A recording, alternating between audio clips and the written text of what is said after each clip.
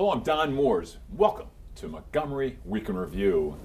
This past November's election is likely to have an impact on Montgomery County for years to come. Brian Karem, executive editor of the Sentinel newspaper, has some thoughts about this subject as he wears his dark shades.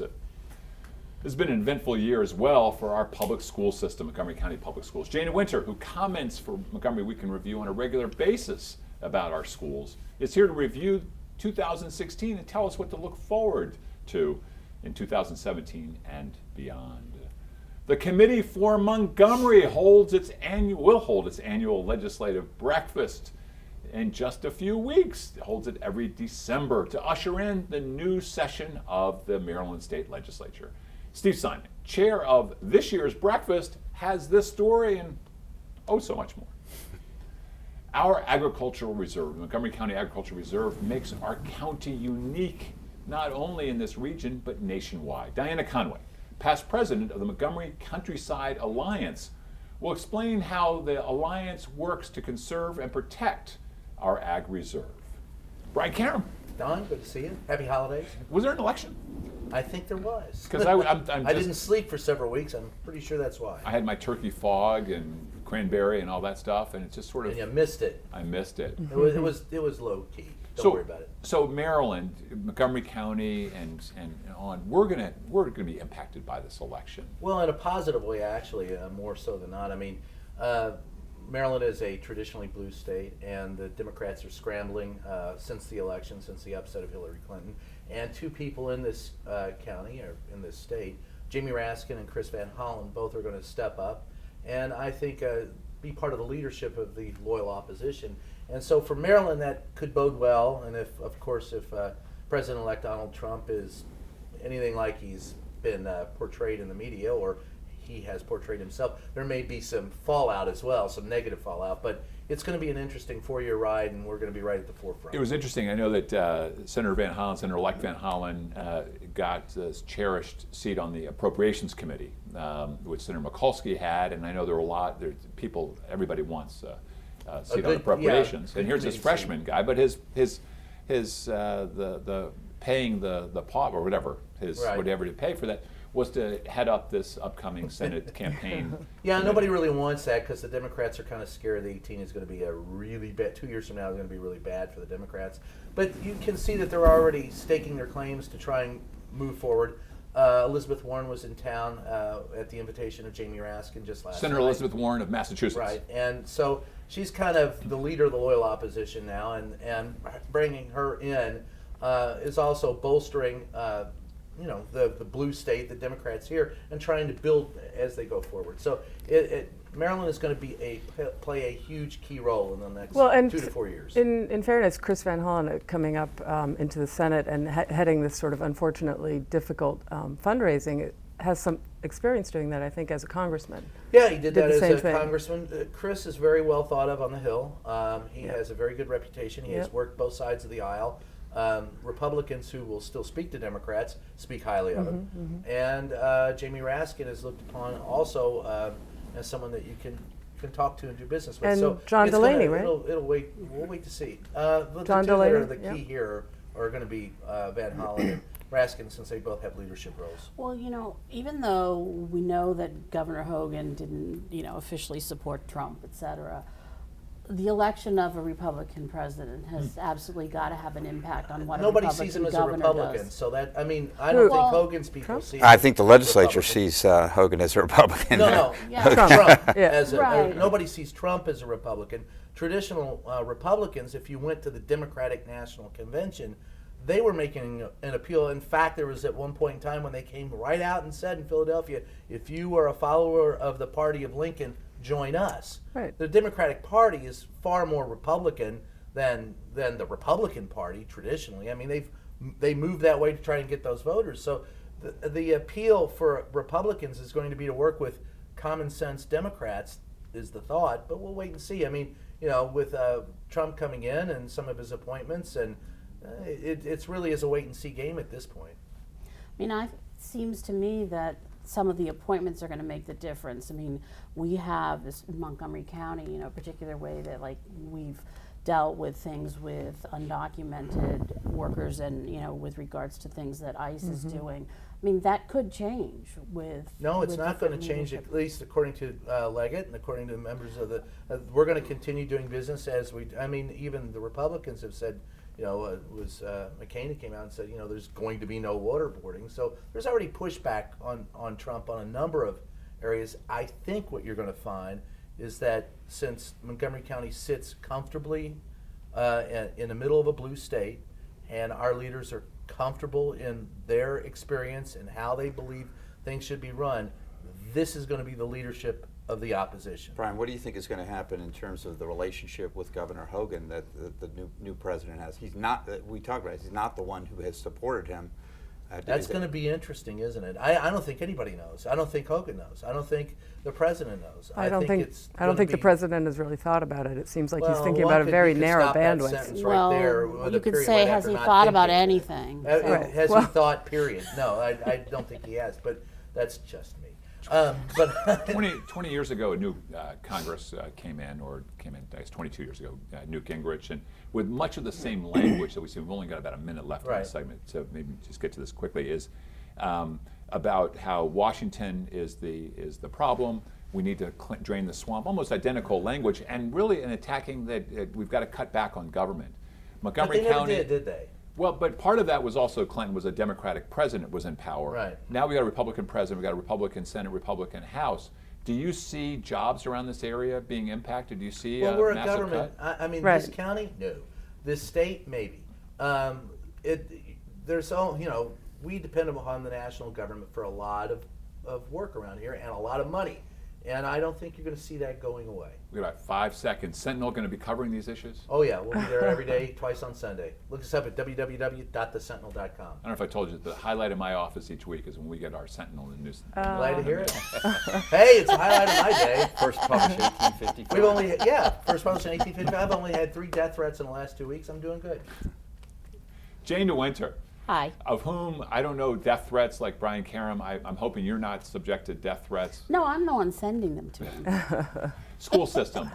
It's been remarkably quiet in It has been, 2016, yes. even though there's been so much change. What do you Well, put that to? I think it speaks a little bit to who's been in charge. I mean, Larry Bowers was really there wasn't any. He was the drama. interim superintendent who'd Interim been a long time with the superintendent school system. who was interim for 2 years, and very more low key, no little drama. And I think that our new superintendent is the same way. Low key, little drama.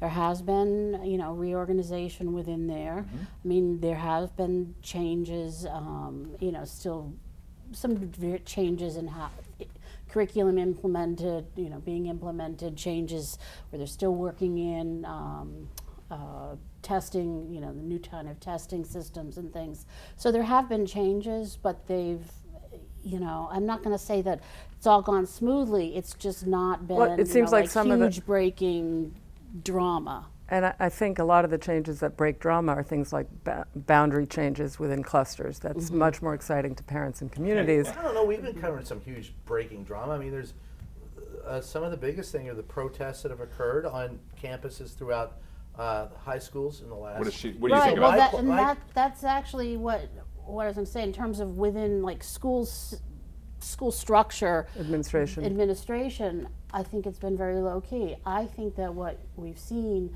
with the protests, I think that's going to actually, that's what we're going to remember this as like the beginning of a lot more student activism. But Jane, I think this is the time you were talking about a low-key superintendent and a new change. I used to work in the school system. This is the time we'll see what the superintendent's priorities are all about with the budget coming out soon. Do you know anything about, you're hearing anything about, where the priorities are going to be? I know that within the capital budget, I mean, I know you're talking about the operating budget. It's going to be released in about 10 days probably. That's the 410 million. It's more than that. No, it's the two It's two two- plus Oh, billion. the 2 plus okay, billion. right, so the Yeah, 411, it's a yeah, huge, was the- it's a lot. No, I know that they've been talking about, still moves on class size, or not at least maintaining the gains that they were able to make this year. But no, I actually, Isn't there any concern over the CFO who's retiring and who's going to replace her and the transition between those two? not that I've really heard. I mean, it was really, I think, more of an issue when Larry moved over, retired as Larry Bauer. Larry Bowers, Bowers stopped being the chief operating officer and went over to be the interim superintendent. I heard a lot more there, like who was going to fill his shoes. And Well, I think that's the issue because it's when you first had, we've gone through a couple of superintendents in recent years, but really behind that, Larry Bowers had about 30 study, years yeah. and knew pretty much everything about the operations of the school system. So the turnover is just several of these positions that have come at the top. So we are seeing a lot of new But Jane, leadership entirely. talk a little bit about the impact of these 3,000 new kids we're getting every year and the basic infrastructure of the schools, all the portables, the crumbling buildings, and Right. HVAC. I mean, that is one of the things that continues to be an issue because we are having these steady increases, which are really tied to the most part to the birth rate and to neighborhood Immigration. I thought it was or whatever. yeah. But and 3,000 kids, that's the Every equivalent year. of more than a high school every year. And so it keeps the pressure on construction. And there's also been, you see a lot more of, future planning projects directed to certain places. Perfect segue. To I need maintain, to maintain the. maintain basically the ability to build, We have just a little develop bit in over that a minute. area. And Okay. I so yeah. want to get to the crystal ball. Okay, so the crystal ball. Very quick. I think that this is going to be like, the blue skies era. I think that what Brian was talking about with the student activism, I think that what's going on the national scale is going to have a significant impact. I mean, we've talked a lot about, okay, Montgomery County now is majority minority, and then for this year, it was the first year that the largest single group was Latino students. But I don't think that they've really hadn't seized their voice. And I think that what's going on nationally is going to lead to more of that. So Trump is bringing us together. Yeah, I mean, but the thing is to watch out for is that if you're a teenager and you're suffering a lot of anxiety and angst and concern, You giving your number? Acting it's like out. a parent. It's you acting out. You may not, it may be acting out against even the school system. Right. Because it's like with a parent, you get the grief Yeah. even though you're not the one causing the issues. Right. You're supposed so to fix Clown it. knows how Right. And that's going to come out. That's my yeah. situation right now. I'll get the grief if we don't take a break for these messages. We'll be right back. Oh, you're going to get the grief. Yeah. Yeah. Thank you.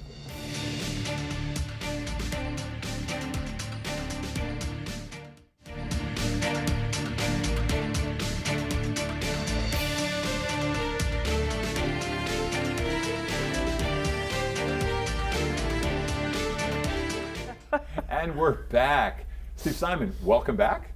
Thank you. It's good to be here. When I see you, and as we lead up to the breakfast, to the Committee for Montgomery Breakfast, always makes me, just think. And I great get a thoughts. warm feeling when I'm I with know. you too, Don. I mean, Montgomery College, the school system, we've worked together for a long time. I don't see you enough, but it's great to have you here. Tell us about the breakfast and what's so special about the Committee for Montgomery. Sure. Before you get to that, obviously talk a little bit about the Committee for Montgomery. Yeah, well, the Committee for Montgomery, for those that don't know about the Committee for Montgomery, it's a coalition of all different types of organizations in Montgomery County: business, labor, education, civic, You don't usually, and nonprofits, and some representatives of various agencies in the government and everything. You don't usually see all these groups together, certainly not business and labor, for one. I'm getting the cue.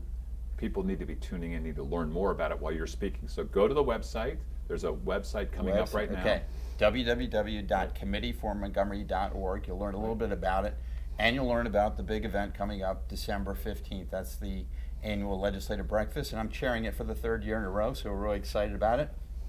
We have Catherine Pugh, who is the mayor-elect of Baltimore. People have been hearing about her having come through, and we have now a chance to have Ike Leggett and Catherine Pugh have a conversation about Baltimore and Montgomery. They used to say Baltimore versus Montgomery. We don't know if it's Baltimore and Montgomery or versus, but there's obviously, when you're doing advocacy on behalf of the county, which is what this organization does on behalf of Montgomery County in Annapolis, one of the organizations or jurisdictions rather that people would think of as our adversary possibly is Baltimore, because a lot of the funding goes there. So we're going to have a great discussion here between the two leaders. Talk about the different, how the organization has grown, when you guys started, what the impetus was. Committee for Montgomery started, I think, about 1990. So we're a little over 25 years old.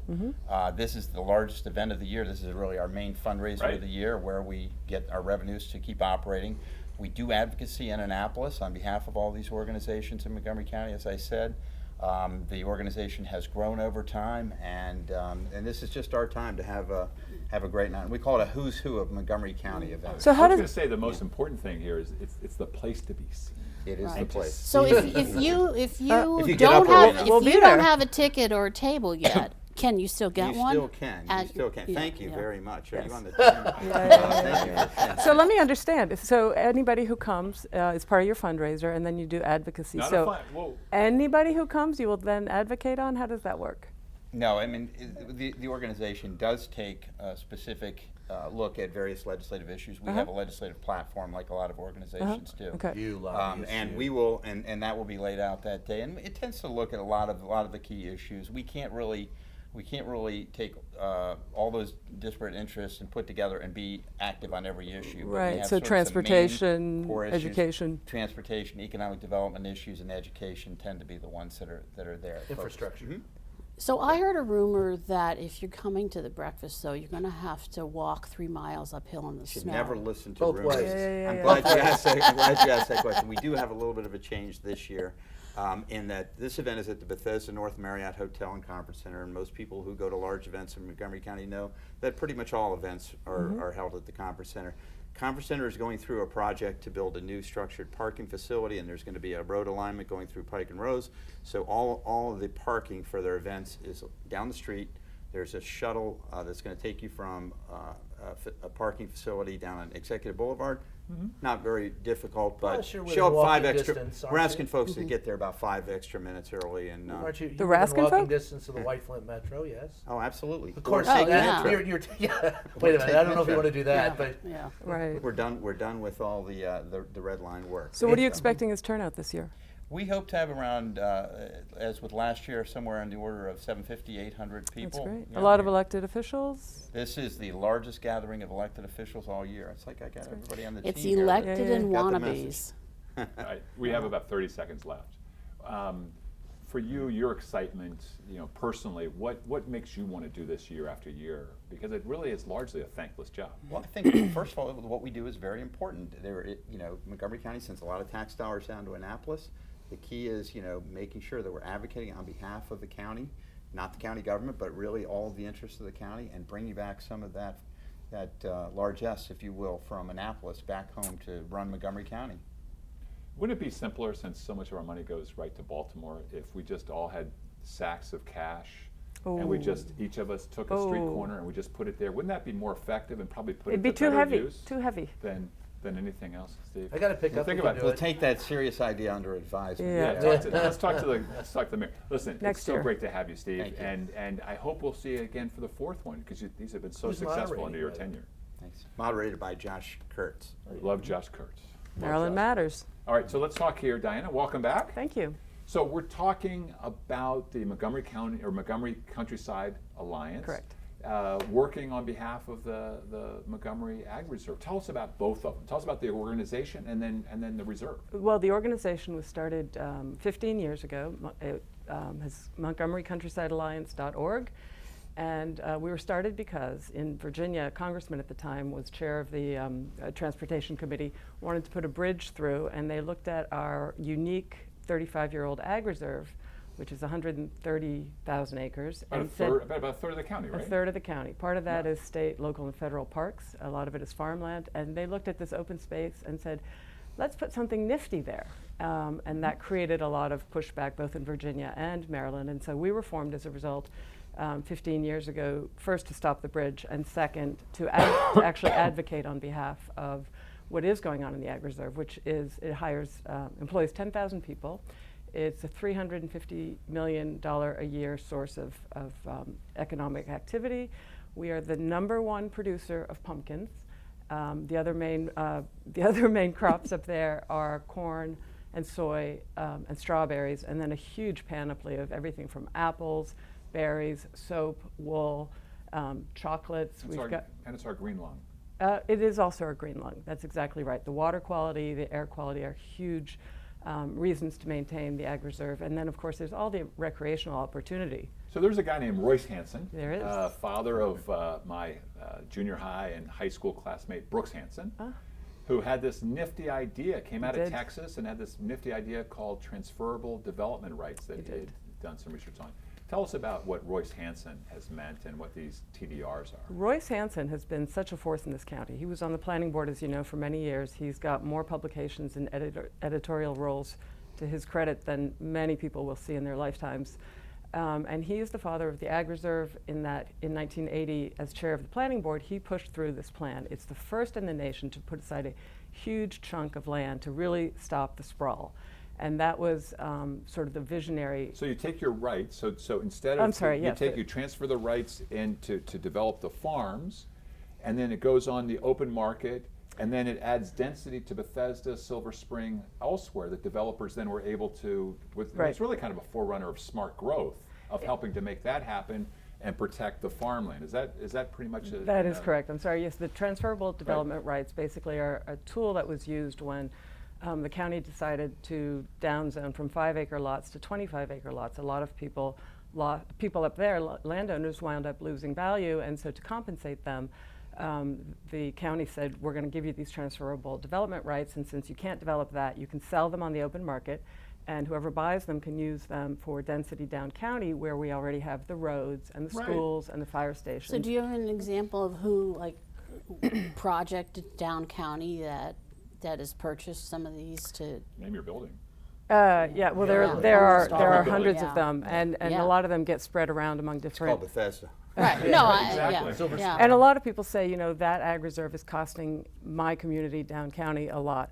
The fact is that if you look at costs in terms of infrastructure, the Ag Reserve actually gives back in taxes more than it takes in services. And if you were going to extend all that sewer and all those schools and fire stations and the road network up county and sprawl it out like that, you would actually wind up costing more than you benefit. I mean, the fact is that we really couldn't afford to have a really robust transportation system. Well, we over don't the whole already have one. Right, we already don't have one, Yeah, and we certainly couldn't afford to do it over the whole county. And of course, one of the go complaints, ahead. though, that you often hear about is the dichotomy of life between up county and down county, and we saw it play out in the election.